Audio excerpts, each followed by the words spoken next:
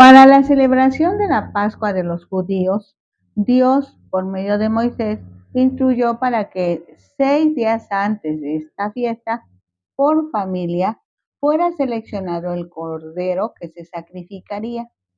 En cumplimiento a esta palabra, Jesús fue destinado para ese sacrificio, cuando María ungió a Jesús con un perfume de nardo.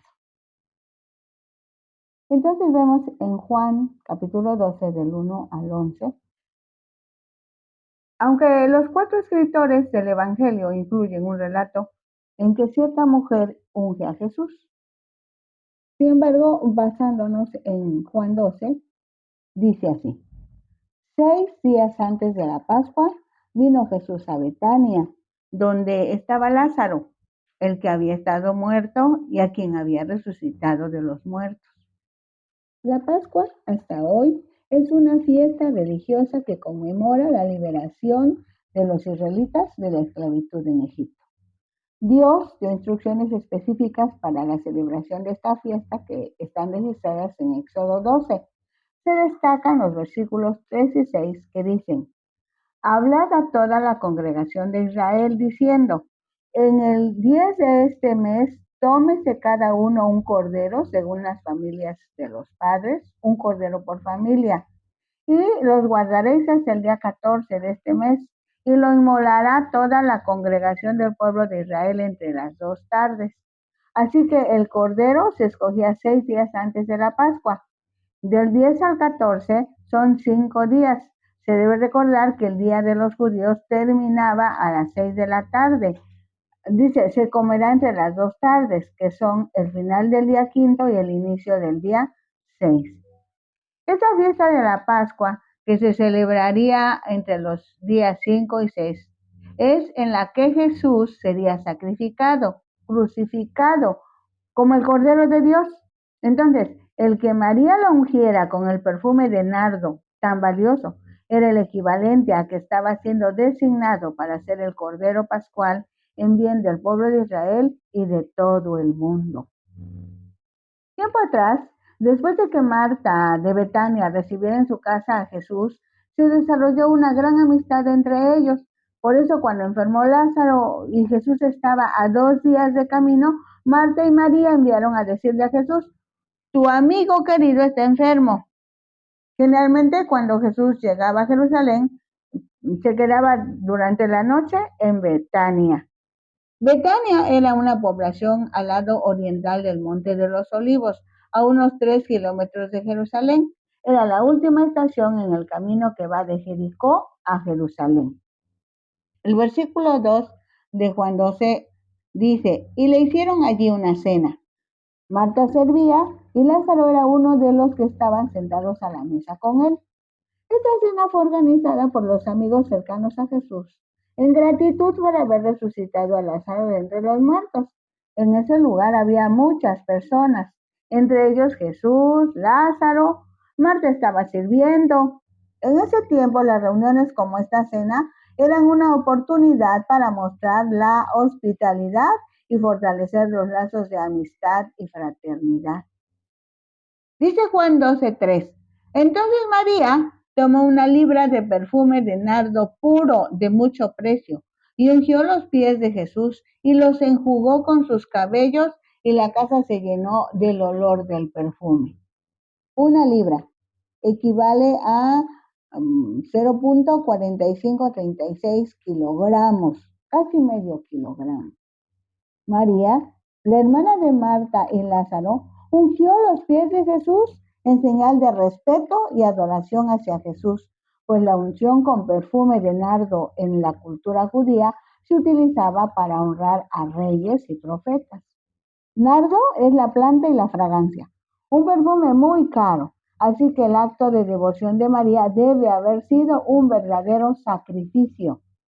Ungir los pies de Jesús fue un acto extraordinario, un acto asombroso, tanto por haber ella derramado el aceite sobre los pies de Jesús, pues por lo regular se derramaba sobre la cabeza, como por haber usado el cabello para secarlos. Una mujer no desataba su cabello en público por respeto a los hombres. Además, fue una muestra de humildad, pues limpiar los pies era tarea de sirvientes. El hecho de que la casa se llenara del olor del perfume simboliza la expansión del amor y la devoción hacia Jesús, que se extendería por todo el mundo.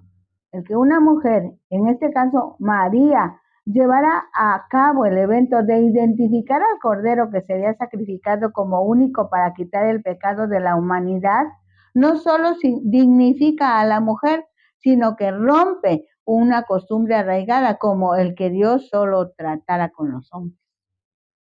Dice Juan 12:4, y dijo uno de sus discípulos, Judas Iscariote, hijo de Simón, el que le había de entregar, ¿por qué no fue este perfume vendido por 300 denarios y dado a los pobres? Pero dijo esto no porque se cuidara de los pobres, sino porque era ladrón y teniendo la bolsa, sustraía de lo que se echaba en ella. Estos versículos 4 al 6 dejan ver que la motivación de Judas no era la caridad, sino su codicia. Es importante descubrir el peligro del amor al dinero que puede corromper a una persona, incluso si está cerca de Jesús. Se deja ver que una persona puede fingir interés por los pobres para servir a sus propios intereses. Dice Juan 12:7. Entonces Jesús dijo, déjala, para el día de mi sepultura ha guardado esto. En la cultura judía, los cuerpos de los muertos eran ungidos con especies aromáticas o perfumes. En Juan 19, 39 y 40 se lee que Nicodemo llevó un compuesto de mirra y de aloes como 100 libras, aproximadamente 45 kilogramos. Tomaron el cuerpo de Jesús y lo envolvieron en lienzos con especias aromáticas, según es costumbre sepultar entre los judíos. Jesús confirma que el acto de María de tomar ese perfume de nardo para ungir sus pies no solo era un acto que recordaba la instrucción dada al pueblo de Israel en Éxodo 12, sino que también se refería al entierro de Jesús. Entonces, María también estaba anticipando el entierro de Jesús. Dice Juan 12:8, porque a los pobres siempre los tendréis con vosotros, mas a mí no siempre me tendréis. En aquellos días los judíos afirmaban que la salvación venía a través de la riqueza material y por lo tanto la pobreza era vista como una maldición de Dios. Pero Jesús estaba enseñando que se debe tener conciencia respecto a la necesidad de los demás y ayudarles de acuerdo a la posibilidad de cada persona. Dice Juan 12:9, gran multitud de los judíos supieron entonces que él estaba allí y vinieron, no solamente por causa de Jesús, sino también para ver a Lázaro, a quien había resucitado de los muertos. Pero los principales sacerdotes acordaron dar muerte también a Lázaro, porque a causa de él muchos de los judíos se apartaban y creían en Jesús. La resurrección de Lázaro, después de 4 días de muerto, fue un milagro público que demostró que Jesús es Dios. También demostró que después de la muerte física, los seres humanos siguen existiendo. Las autoridades religiosas se dieron cuenta de que Lázaro atraía a muchos hacia Jesús, por lo que ellos se sentían amenazados, pues la población ya no se sometía como antes, lo cual vulneraba su autoridad y estabilidad política que querían mantener. Este pasaje subraya la oposición a Jesús. Este pasaje deja ver el rechazo de las autoridades religiosas al poder de Dios y la importancia del testimonio de Lázaro para que las personas pudieran creer en Jesús. Lucas, Mateo, Marcos y Juan registran el momento en que Jesús envía a buscar un pollino, hijo de Asna. Veamos, Lucas 19:29. Y aconteció que llegando cerca de Betfagé y de Betania, al monte que se llama de los Olivos, envió 2 de sus discípulos diciendo, id a la aldea de enfrente, y al entrar en ella hallaréis un pollino atado, en el cual ningún hombre ha montado jamás. Desatarlo y traerlo. Betfagé, una aldea cerca del camino que va de Jericó a Jerusalén. Betania, Otra aldea a unos 3 kilómetros al sudeste de Jerusalén era el hogar de María, Marta y Lázaro. La aldea de enfrente, probablemente, Betfagé. Jesús decide entrar a Jerusalén, esta vez montado en un burro, un pollino, para demostrar en forma pública que él era el escogido hijo de David que ocuparía el trono. ¿Por qué lo decimos? Veamos el registro que está en Primero de Reyes 1, 32 y 34. Y el rey David dijo: llamadme al sacerdote Sadoc, al profeta Natán y a Benaía, hijo de Joiada. Y ellos entraron a la presencia del rey. Y el rey les dijo: tomad con vosotros los siervos de vuestro señor y montad a Salomón mi hijo en mi mula y llevadlo a Gión. Y allí lo ungirán el sacerdote Sadoc, el profeta Natán como rey sobre Israel, y tocaréis trompeta diciendo: ¡viva el rey Salomón! Esto es, Jesús usó el mismo protocolo que el rey David ordenó cuando nombró a su sucesor, el rey Salomón. También se necesitaba saber que Jesús era precisamente de quien los profetas habían hablado, según Zacarías 9:9. Alégrate mucho, hija de Sión, da voces de júbilo, hija de Jerusalén. He aquí tu rey vendrá a ti, justo y salvador, humilde y cabalgando sobre un asno, sobre un pollino, hijo de asna, en el que nadie se ha montado. En ese momento Jesús estaba cumpliendo esa profecía. Dice Lucas 19:31, y si alguien os preguntare, ¿por qué lo desatáis? Le responderéis así, porque el Señor lo necesita. El Señor se refiere a Jesús mismo, que aquí reclama su posición como el Señor de Israel. En ese momento, porque conoce todo lo que ha sucedido, lo que está sucediendo y lo que sucederá, sabía de antemano la pregunta que los dueños harían, por eso preparó a sus discípulos con la respuesta adecuada. Cuando elige a un pollino, demuestra que el reino de Dios, a diferencia de los reinos de la tierra, es un reino de humildad y sencillez. Dice Mateo 21:4. Ahora Mateo: todo esto aconteció para que se cumpliese lo dicho por el profeta cuando dijo: decida la hija de Sión, he aquí tu rey viene a ti, manso y sentado sobre una asna, sobre un pollino, hijo de animal de carga. Mateo, cuando escribió su versión del Evangelio, estaba pensando en los judíos, quienes conocían el Antiguo Testamento. No debe extrañar a nadie el hecho que puntualice el cumplimiento de la profecía de Zacarías 9:9 que ya habíamos leído. Como se puede comprobar, Lucas lo menciona, pero Mateo lo puntualiza porque lo deja en el escrito. Ahora, Marcos 11:4 dice: fueron y hallaron el pollino atado afuera de la puerta en el recodo del camino y lo desataron. Y uno de los que estaban allí les dijeron: ¿qué hacéis desatando el pollino? Ellos entonces les dijeron como Jesús había mandado y los dejaron. Le trajeron el pollino a Jesús y echaron sobre él sus mantos y se sentó sobre él. Al comparar estos pasajes, Marcos proporciona algunos detalles. Efectivamente, el pollino estaba atado. Efectivamente, les hicieron la pregunta que Jesús les anticipó y al llegar con Jesús, Jesús lo utilizó para entrar en Jerusalén. Dice Lucas 19:41, y cuando llegó cerca de la ciudad, al verla, lloró sobre ella, diciendo: oh, si también tú conocieses, a lo menos en este tu día, lo que es para tu paz, mas ahora está encubierto de tus ojos. Porque vendrán días sobre ti, cuando tus enemigos te rodearán con vallado y te sitiarán y por todas partes te estrecharán y te derribarán a tierra y a tus hijos dentro de ti y no dejarán en ti piedra sobre piedra, por cuanto no conociste el tiempo de tu visitación. Es interesante comprobar que Jesús es humano, es un profeta de Dios, es Dios mismo, anticipando los acontecimientos que permitirán confirmar la veracidad de sus palabras. En ese mover siente profunda tristeza y compasión por la ciudad, por sus habitantes que confiadamente vivían ahí sin imaginar que en 30 o 40 años más adelante verían su ciudad destruida.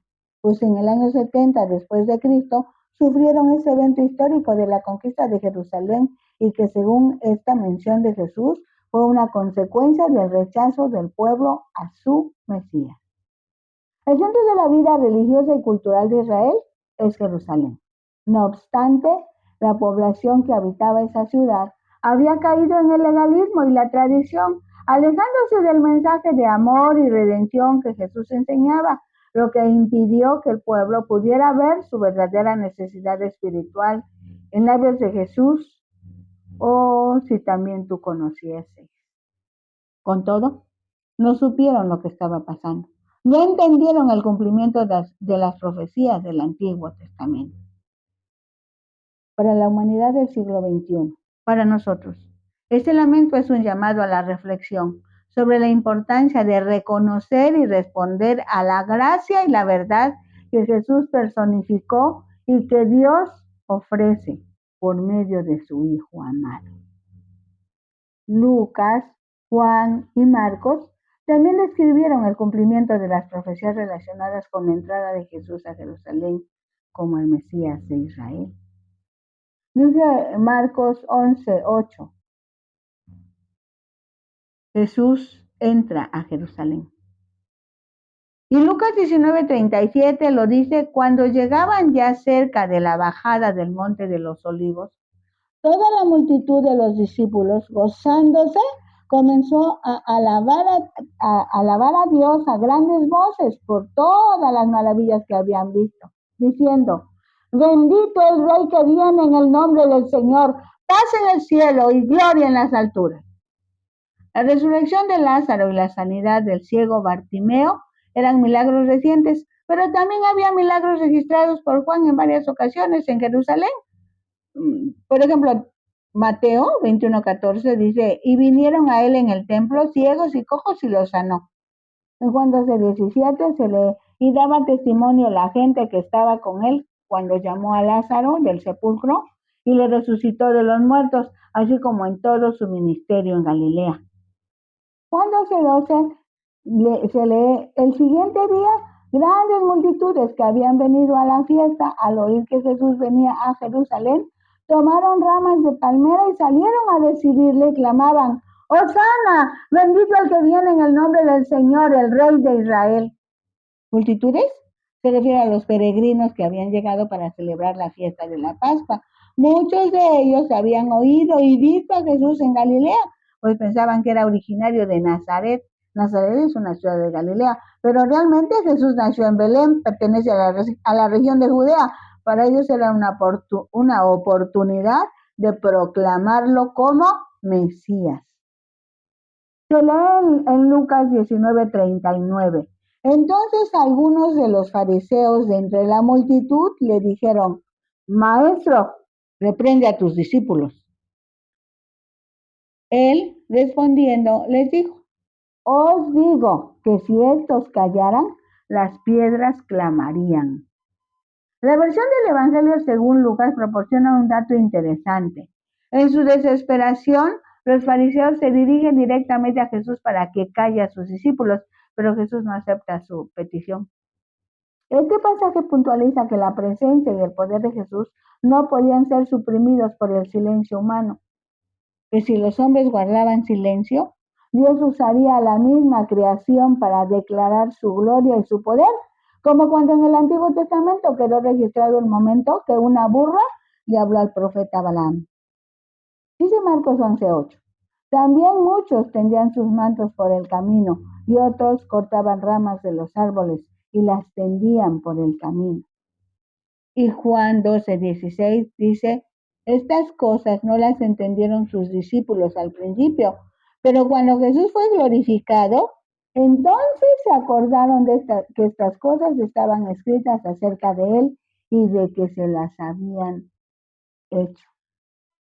Fue hasta después de la crucifixión, muerte, resurrección de Jesucristo y la venida del Espíritu Santo que los discípulos valoraron el significado de la palabra y su cumplimiento. Dice Mateo 21:10, cuando entró él en Jerusalén, toda la ciudad se conmovió diciendo, ¿quién es este? Y la gente decía, este es Jesús, el profeta de Nazaret de Galilea.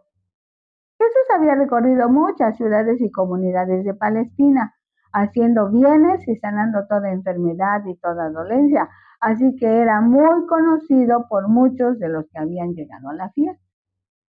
Y daba testimonio la gente que estaba con él cuando llamó a Lázaro del sepulcro y le resucitó de los muertos. Este milagro fue un evento que impactó a la multitud, generando gran entusiasmo religioso y social en la ciudad de Jerusalén. Hace énfasis en el poder de Jesús al traer vida a alguien que había muerto, demostrando su divinidad. Dice Juan 12:18, por lo cual también había venido la gente a recibirle porque había oído que él había hecho esta señal.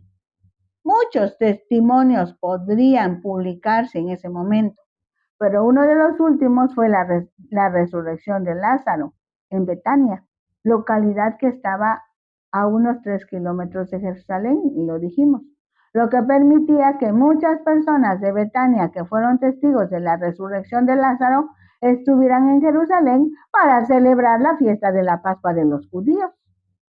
Dice Juan 12:19, pero los fariseos dijeron entre sí, ¿ya veis que no conseguís nada? Mirad, el mundo se va tras él.